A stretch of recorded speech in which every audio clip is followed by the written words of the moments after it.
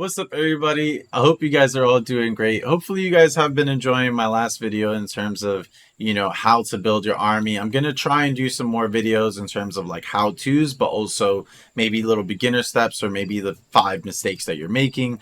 If there's any type of other videos you'd like to see, please comment down below. And as well, I am trying to do a Game of Thrones playthrough, more or less. There is a vote poll going on in the community, so if you want to check that out, please do.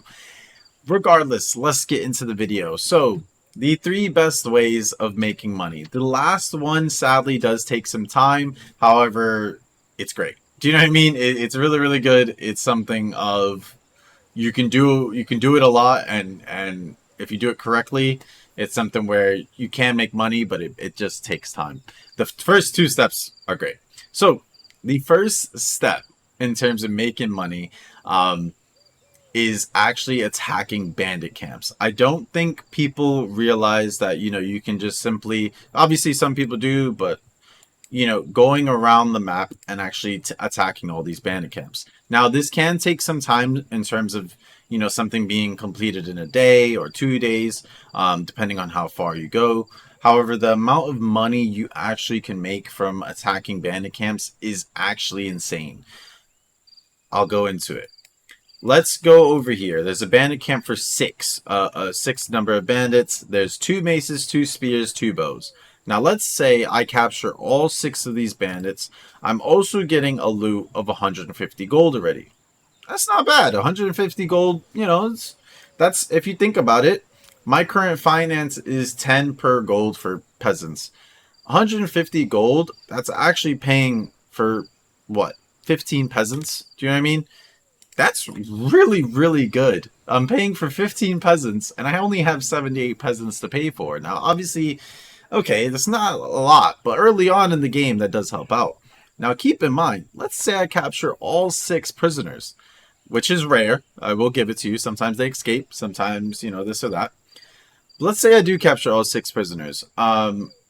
These prisoners, when you sell them to the trader, you actually can sell them between about, it depends on the damage that they receive as well, and all this type of extra stuff. But the average amount that you can sell these type of bandits are 80 to 110 gold. Now, I'll show you guys some of the prisoners I have, because I have loads, and this is how I use my little prisoner army, or my production is, for example, some of these prisoners I was able to get are actually level 10s, which these guys are probably going to sell for about 200-300 gold if I wanted to. Now, keep this in mind. Obviously, the value of these guys go down depending on if they lost an eye, they're slowed, any type of damage or bruises and things like that. The price goes down, but you still will get loads and loads of money. Now, this is just one bandit camp. Let's say I have bandit camps over here. I'm just going to be figurative over here. I did this before the video, and I probably shouldn't have. There was a bandit camp here, here, here, here, and here. And my own.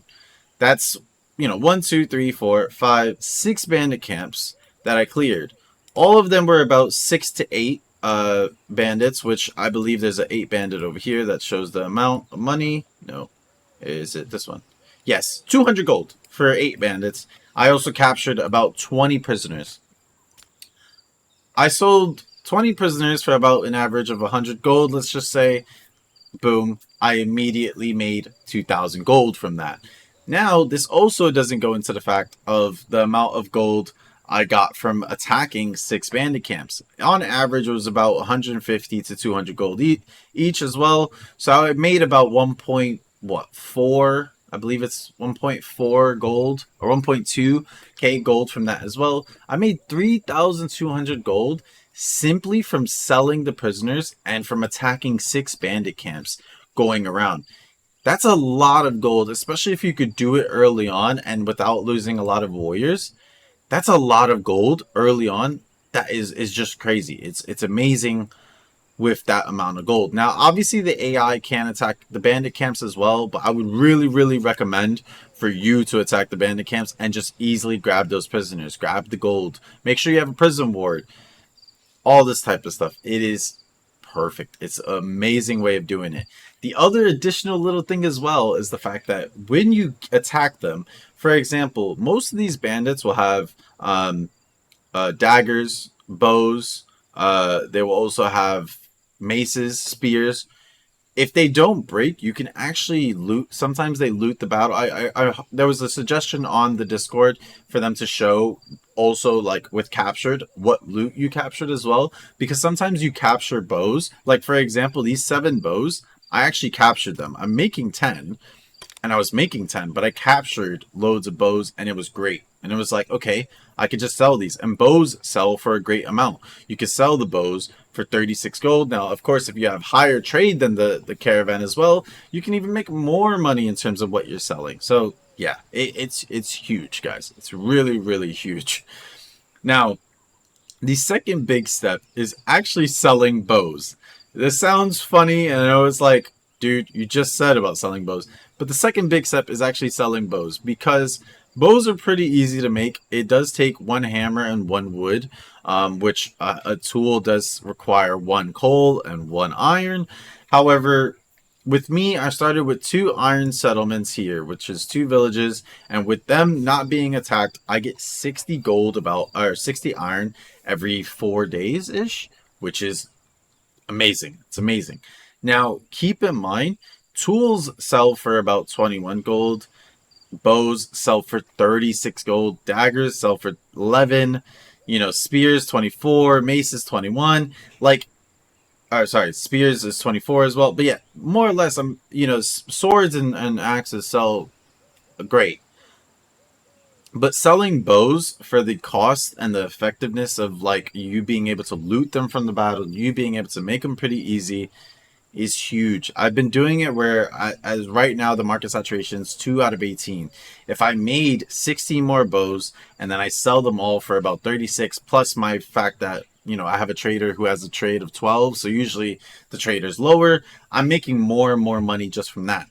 Additionally, you're also, again, getting maces, getting daggers. If you have, for example, vagabonds, I have 1 vagabond right now, but let's say he died, you actually get the money he has, and you also get the dagger he has. So you can sell the dagger back, to the trade caravan, and boom, you're making easy money from just also doing that. Trade is great. In terms of like being able to trade whatever you have here, also doing trade in terms of trade agreements here. However, the only reason I'm not bringing trade agreements into the play of how to make good money, because for example with the Langobards, if I really wanted to, I can sell them 7 heavy armors for 1,239 gold daily. Alpha, why aren't you doing that? Well, I do need my armors. Do you know what I mean? And it's going to take my heavy armors from my place, and I can also make them, but it's also, I don't want to run out of iron. I don't want to, it takes a lot to actually make heavy armor. And you could do this trade for a couple of days if you really, really need gold.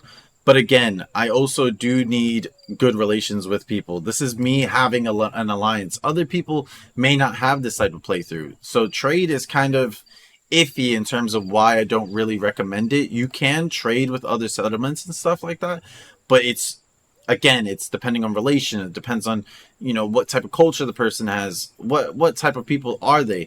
I can't trade with the Abdinians, for example, because of the fact that they're actually my mortal enemies. They they want to buy steel. I could sell them steel, but I also need good relations with them. If they're a vassal, I would have sold this guy spears, but I also need a plus 50 relation with them. So this is why I wasn't really saying in terms of trade, like actually trade agreements with other people. It is a good way of making money, but everybody's playthrough is different. So again, if trade is working for you, or for example, you're the macaw culture, that's great. You know what I mean? I'm glad that you're doing that in your playthrough, but everybody's playthrough is different. I feel like with bandit camps, selling prisoners, doing the trade with the caravan, obviously you do need some type of good relation with the church. I only have +6, but you get that from attacking camps and all that type of stuff. It's actually pretty easy to keep your matriarch relation pretty decent, so at least the trader comes back in to your city. But again, this is stuff that anybody could do without having to restrict you, more or less. The third and last way, like I said, this is the longest way, is simply selling your daughters. I know it sounds messed up, but obviously back then what they used to do is they used to sell their daughters, to other, factions, or not factions, or other, kingdoms, etc. And they'd get gold for them. They'd get this, they'd get land, whatever it was. It was just to obviously get this. Now, in Norland, it's a bit different.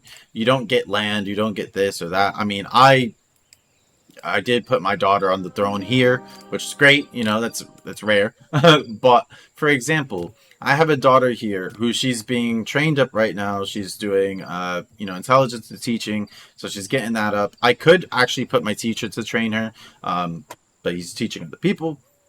But training your daughter up is great. I've sold about 2 daughters so far, and I know it sounds wrong to say sold, but I did a little swap for. I've made the one offer was 1,200 gold, and then the other offer was 1,600. So I've made huge amount of money, and I know this takes a long time to do, but it's something that I feel like some people may be like, oh, I have a daughter, she has intelligence skill, I want to keep her. I want her to be able to use her enlightenment skill and do wise conversations with people. Gotta be honest, gotta be really real with you guys. Not really worth it. Overall, it's great to have some daughters if they have really good skills. I typically try to keep daughters that maybe actually have two talents instead of one. Those are the special daughters. However, I did sell this daughter. This was for 1,600, who had intelligence and management.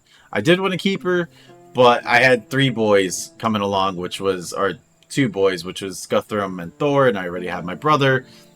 It was not. I only have 6 lord titles. You know what I mean? I also need other heirs and kings and kids to come about. So yeah. I would really, really, really recommend. This is the long game, but this is the last step. Is like selling your daughters. It's something that is great. It's something that can make you money, and it just helps you out overall in the end. But yeah, I hope these 3 tips. These were like the 3 major tips. There's no little scheming and stuff. There's probably little other things that people show you, like, oh, like, selling these resources or selling these specific things. I'm telling you, bandit camps, selling prisoners, selling bows, selling back whatever weapons you get, and then also selling your daughters. You're going to make loads of money. I know everybody's playthrough is different. If you're doing the Unholy Horde type of crisis, this isn't really going to help you out unless you're doing the what I said, which is selling the stuff. But yeah. Anyways, I hope this video, guys, helped you out. If you have any more ideas or anything you want to see, let me know down in the comment section below. I'll see you guys. Peace.